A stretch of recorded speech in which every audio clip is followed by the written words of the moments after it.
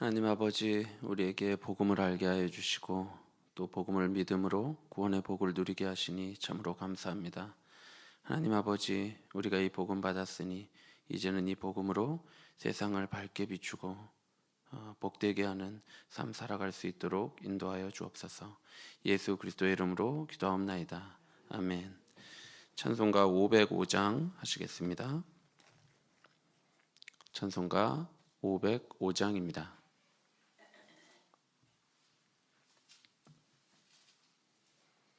다 함께 찬송가 505장 찬송하겠습니다. 온 세상 위하여 나 복음 전하리. 만 백성 모두 나와서 주 말씀 들으라. 죄 중에 빠져서 헤매는 자들아, 주님의 음성 듣고서 너 구원 받으라. 전하고 기도해 매일 증인 되리라. 세상 모든 사람 다 듣고 그 사랑 알도록 온 세상 위하여 이 복음 전하리.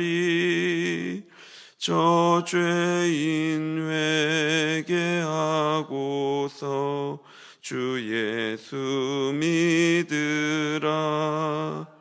이 세상 구하려 주 돌아가신 것 나 증거하지 않으면 그 사랑 모르리. 전하고 기도해 매일 증인 되리라.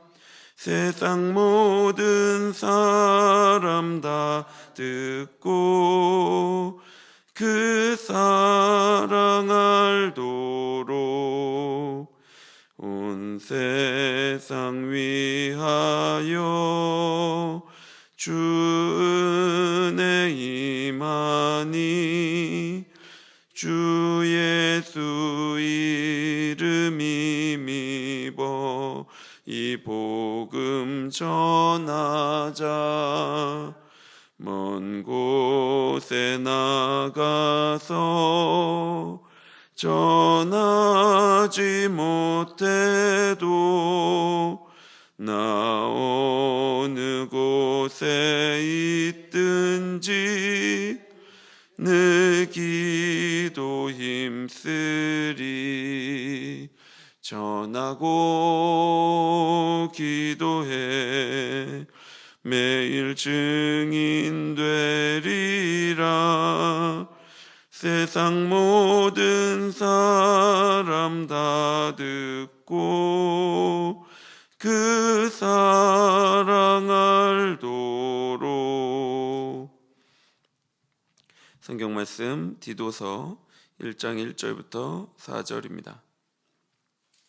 디도서 1장 1절부터 4절까지 말씀입니다.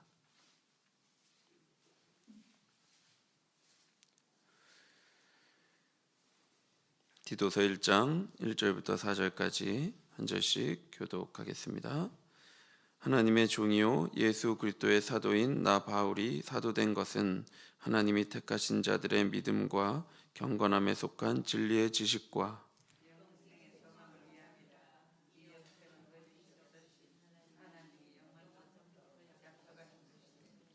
자기 때에 자기의 말씀을 전도로 나타내셨으니 이 전도는 우리 구주 하나님이 명하신 대로 내게 맡기신 것이라.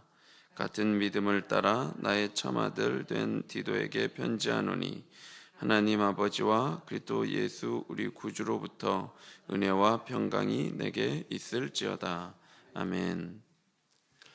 디도서는 사도 바울이 그의 동역자인 디도에게 쓴 편지입니다. 당시 디도는 그레데 섬에서 있었는데요. 바울이 디모데를 에베소에 보낸 것처럼 디도를 그레데에 남겨두었습니다. 그래서 교회를 올바르게 세우도록 했지요. 따라서 시기는 디모데 전서를 쓴 시기와 동일한데요. 사도 바울이 사도행전 28장에 있는 로마의 1차 투옥의 시기와 그리고 바울의 죽음으로 이어진 2차 투옥 사이의 시기에 디도서를 기록하였습니다. 당시에 다른 몇몇 교회들도 했던 것처럼 그레데에 있는 교회들 또한 거짓 교사들이 있었습니다. 거짓 교사들은 바울이 디도서를 쓴 구체적인 계기가 되었죠. 이런 상황에서 바울은 디도에게 첫째로 바른 교훈으로 권면하고 둘째로 거슬러 말하는 자들을 책망하는 이 두 가지 일을 할 수 있는 교회의 장로들을 세우라고 말합니다. 교회의 지도자를 세움으로써 바른 가르침으로 거짓 교사들의 위협을 대처하라고 말한 것이죠. 장로들을 세워서 바른 말씀으로 교회를 세우는 것이 바울이 기대하는 디도의 역할입니다.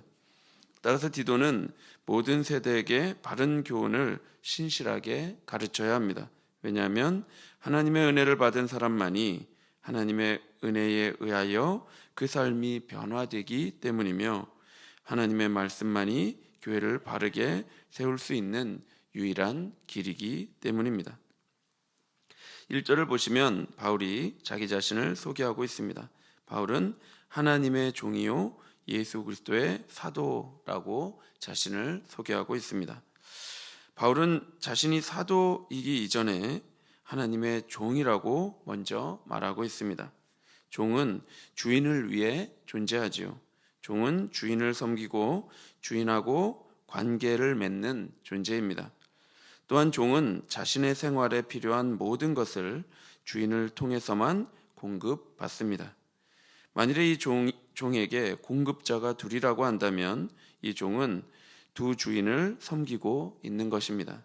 따라서 신실한 종은 주인이 자신에게 필요한 모든 것을 공급해 주신다는 것을 믿고 주인을 전적으로 신뢰합니다. 사도 바울이 자신을 사도이기 이전에 종이라고 밝히고 있습니다. 이것은 자신의 정체성이 오직 주인이신 하나님을 위하여 존재하고 그를 섬기기 위한 존재이며 그의 영광을 위해 살아가는 존재가 바로 자신의 정체성임을 밝히고 있는 것입니다. 그의 모든 삶의 목적은 하나님과 연결되어 있으며 또한 자신의 모든 필요한 것 또한 그 주님으로부터 공급받는다고 말하는 것입니다. 종은 흔히 매여 있는 상태를 설명하는 데 쓰입니다. 그런데 바울은 복음을 통해 자유를 누리게 된 존재입니다. 그런데 바울은 이전에 죄의 종이었지만 예수 그리스도 안에서 자유를 얻었지요. 그런데 그 자유를 사용해서 기꺼이 하나님의 종이 되었음을 스스로 고백하고 있습니다. 따라서 예수 그리스도의 복음으로 죄에서 해방되어 자유케 된 자들은 그 자유를 사용하여서 다시 자발적으로 하나님의 종이 되어서 진정한 주인을 섬기며 살아가게 됩니다.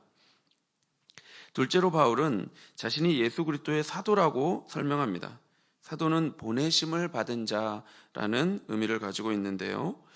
하나님의 종인 바울은 예수 그리스도로부터 보내심을 받았습니다. 그리고 이 보내심에는 반드시 사명이 있습니다. 예수 그리스도께서 바울을 보내셨다면 그 보내심에는 사명이 있겠지요. 이 보내심에 어떠한 사명이 있는지 1절과 2절이 밝히고 있습니다. 하나님의 종이요 예수 그리스도의 사도인 나 바울이 사도된 것은 하나님이 택하신 자들의 믿음과 경건함에 속한 진리의 지식과 영생의 소망을 위함이라. 이 영생은 거짓이 없으신 하나님이 영원 전부터 약속하신 것인데, 바울이 사도된 것은 무엇을 위함입니까? 하나님이 택하신 자들의 믿음과 경건함에 속한 진리의 지식과 영생의 소망을 위함이라고 말씀합니다. 먼저 바울은 하나님이 택하신 자들의 믿음을 위해 사도가 되었습니다. 목회자의 첫 번째 사명은 성도들의 믿음입니다. 성도들이 사회적으로 성공을 하고 가정에 좋은 일이 있고 또 교회에서 열심히 일을 하고 할 때 목회자는 매우 기쁩니다. 그런데 목회자의 눈은 그보다도 먼저 우선적으로 성도의 진실한 믿음에 초점을 맞추고 있습니다. 그 믿음을 위해서 기도합니다. 예수 그리스도를 믿는 믿음으로 거듭나기를 위해 기도하고 그 믿음을 위해 설교를 합니다. 기도의 시작도 성도의 믿음이요 마지막도 성도의 거듭남인 것입니다. 따라서 우리 성도님들 또한 가장 먼저 우리가 예수를 믿는 믿음 안에서 자라가고 있는지 이 믿음을 가장 중요하게 여기셔야 합니다. 많은 일을 하는 게 중요한 게 아닙니다. 내 안에 이 믿음이 심겨지고 이 믿음이 자라나고 있는지 그곳에 관심을 집중하셔야 합니다. 그러면 이 믿음 안에서 반드시 사랑이 자라가게 되어 있습니다. 따라서 우리가 집중해야 할 것은 내가 무엇을 해야 할까 하는 것이 아니라 내가 어떤 존재인가 하는 것입니다. 교회에 와서 내가 어떤 일을 얼마나 많이 했는가 하는 것이 아니라 이 예배당 밖에서 얼마나 많은 일을 분주하게 하는 일이 중요한 것이 아니라 바로 이 예배당 안에 들어와서 예배를 통해서 찬양을 통해서 기도를 통해서 설교 말씀을 통해서 하나님과 믿음의 교제를 나누었는가 하는 것을 여러분이 중요시 여겨야 합니다. 둘째로 사도 바울은 경건함에 속한 진리의 지식을 위해 보내심을 받았다고 말합니다. 여기서 진리의 지식은 하나님을 아는 지식을 의미합니다. 바울은 성도의 믿음을 위해 보내심을 받았는데 그 믿음을 위해서는 반드시 진리의 지식이 전제되어야 합니다. 진리의 지식이 없는 믿음은 없습니다. 복음이라는 진리의 지식을 듣고 배우고 수납해야 우리는 예수 그리스도에 대한 믿음을 가질 수 있습니다. 따라서 바른 진리의 지식을 전하는 것은 바울의 사명 가운데 가장 중요한 것이었죠. 그런데 이 진리의 지식은 경건함과도 연결되어 있습니다. 경건함은 성실한 영적 훈련을 통해서 이루어지지 않습니까? 그런데 그 근간에 진리의 지식이 없으면 모든 그 성실한 훈련도 다 헛된 것이 됩니다. 진리의 지식이 바른 방향을 제시하고 있어야 그 길에 따라서 바른 훈련을 할 수 있는 것이죠. 따라서 진리의 지식은 목회 서신에서 가장 강조되는 바른 교훈을 말하는 것입니다. 바로 이 바른 교훈을 통해서 경건함에 이를 수 있고 교회가 흔들리지 않고 견고하게 자라갈 수 있는 것이죠. 셋째로 바울은 영생의 소망을 위해 보내심을 받았습니다. 영생의 소망이라는 바울의 이 소명은 가장 궁극적인 것이라 할 수 있습니다. 믿음도 진리의 지식도 모두 무엇을 위해 존재합니까? 바로 영생을 위해 존재합니다. 우리는 진리의 지식에 따른 믿음으로만 영생의 소망 안으로 들어갈 수 있습니다. 바울은 바로 이 성도의 궁극적 소망인 영생을 위해 자신이 보내심을 받았다고 말합니다. 가끔 보면 나이가 많이 드신 분임에도 불구하고 영생에 대한 소망을 잘 갖지 못한 분도 있습니다. 그리고 나이가 어린 분들은 더더욱 이 영생에 대한 소망이 잘 보이지 않습니다. 여전히 이 땅에 대한 소망을 가지고 살아가는 사람들이 있습니다. 마치 죽음 이후의 세계에 대해서는 별 관심이 없고 지금 이 땅에서 잘 먹고 잘 사는 것이 최고다라는 식으로 생각하는 사람들이 있습니다. 영생이 없는 것처럼 생각하는 사람들 또한 있습니다. 그러나 2절에 보니까 이 영생은 거짓이 없으신 하나님이 영원 전부터 약속하신 것입니다. 이 천지를 창조하시고 지금도 모든 만물을 다스리시는 거짓이 없으신 하나님께서 영원 전부터 약속하신 것이 영생이죠. 따라서 성도는 반드시 영생을 믿어야 하고 영생을 소망해야 합니다. 예수 그리스도를 믿음으로 말미암아 의롭다함을 받아 영생의 복락을 누릴 수 있다는 것을 믿어야 합니다. 소망해야 합니다. 이 땅에서의 잠깐의 부귀영화를 소망하며 살아가는 것이 아니라 저 천국에서의 영원한 복락을 소망하며 하늘을 바라보며 이 땅을 살아가야 하는 것이죠. 그런데 사랑하는 여러분, 이 놀라운 영생에 대한 약속을 하나님께서 이 땅에 어떻게 드러내셨습니까? 3절이 말씀합니다. 자기 때에 자기의 말씀을 전도로 나타내셨으니 이 전도는 우리 구주 하나님이 명하신 대로 내게 맡기신 것이라. 하나님께서는 하나님의 때에 하나님의 말씀을 전도로 드러내셨습니다. 나타내셨습니다. 이 영원한 생명에 대한 약속을 하나님께서는 인간의 선포 활동, 즉 설교, 캐리그마를 통해 나타내셨습니다. 사도 바울은 이 놀라운 영생에 대한 약속이 인간의 선포 활동을 통해 드러나게 되었는데 이 선포 활동을 하나님께서 자기 자신에게 맡기셨다고 말씀하고 있습니다. 그러니 온 땅에 단 하나뿐인 이 영생에 대한 진리의 말씀을 소유한 자가 여러분 누구입니까? 바로 사도이고 바로 교회입니다. 이 사실을 아는 것이 너무 중요합니다. 영생에 대한 약속을 맡은 자는 바로 오직 교회입니다. 그리고 전도를 통해 하나님은 그 놀라운 진리가 세상에 드러나도록 하셨죠. 이 사명을 감당하는 존재는 교회밖에 없습니다. 어느 누구도 어느 단체도 많은 선한 일을 하고 좋은 말을 해주는 그 어떤 존재도 예수 그리스도를 믿음으로 의롭게 되어서 영생을 누릴 수 있다는 이 영생에 대한 약속을 말해주지는 않습니다. 오직 교회만이 이 영생에 대한 약속을 소유했고 또한 선포할 수 있는 특권과 책임과 사명이 있습니다. 그러니 여러분, 교회가 얼마나 영광스럽고 고귀하며 무거운 사명을 가지고 있는 것입니까? 따라서 디도서의 좁은 문맥 안에서 첫째로 목회자는 이 진리의 말씀으로 바른 말씀을 설교함으로 교회를 견고하게 세워야 합니다.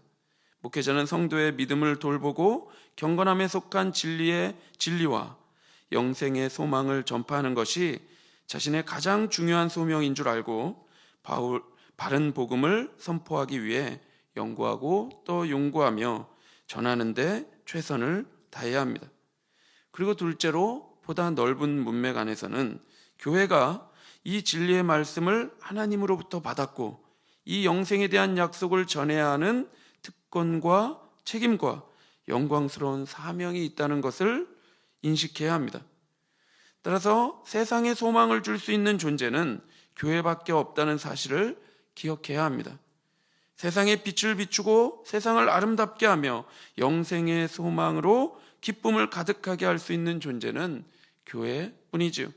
따라서 교회는 이 복음을 세상에 전함으로, 전도함으로 세상을 구원하는 영광스러운 사명을 마땅히 감당해야 합니다.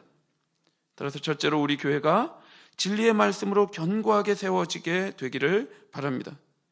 이를 위해서 바른 말씀을 가르치고 배우는 일에 전념해야 합니다.